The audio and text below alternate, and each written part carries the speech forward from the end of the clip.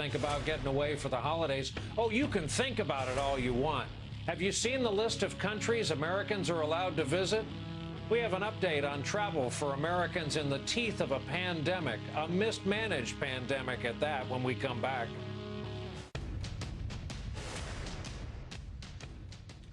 This was a good one from earlier today. Your State Department today announced it is lifting the global travel warning for American citizens. And that sounds like great news until you realize they don't want us anywhere. It's the other countries that are warning their populations about American visitors. We're not allowed to travel to most countries on Earth. Hell, they don't let us into Canada, no matter how much we happen to love both Martin Short and Lorne Michaels. NBC News correspondent Helena Humphrey has an update on what Americans should expect if they were hoping to travel anywhere anytime soon. There was a time when an American passport could take you almost anywhere. Before the pandemic, this was a ticket to 185 countries. But now, with the US still struggling to get its case numbers under control, an American passport is a ticket to almost nowhere. Just 9 countries granting access without any restrictions. The list is short, but some popular holiday destinations are still open, including the Dominican Republic and the Maldives, small island nations dependent on tourism for survival. Mexico, Turkey and Tunisia are also welcoming Americans, but in Europe, a travel ban on Americans leaves just Albania, Kosovo, Serbia and North Macedonia restriction-free.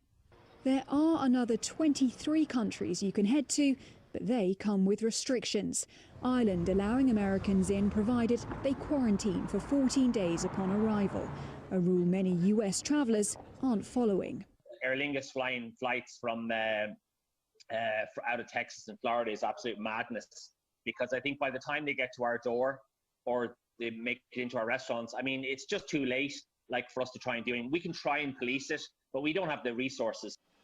Iceland was also expected to reopen to US travellers starting in July, but with spiking case numbers in America, that's been put on ice, and with it, many Americans' bucket list vacations. My boyfriend and I had booked a trip to Iceland the first week of October, and we really had hoped to be able to see, as much as we could, from going to the Blue Lagoon to glaciers to, Elephant Rock. Unfortunately, as things started to progress and things started shutting down in March, we realized that this may not happen.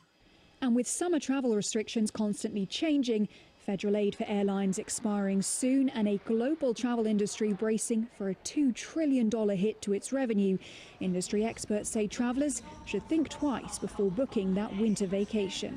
I would definitely say traveling to continental Europe over the holiday season was probably a no-go right now, especially if you're going to be planning your travel after October 1st, where we don't know what's going to happen with the airline industry. We don't know what's going to happen with their flight schedules, how long the pandemic will continue on into 2021. Disappointing news for travellers and a global travel industry desperate to get back up in the air. Helena Humphrey, NBC News, London. So this holiday season, maybe go for a drive and don't get out of the car.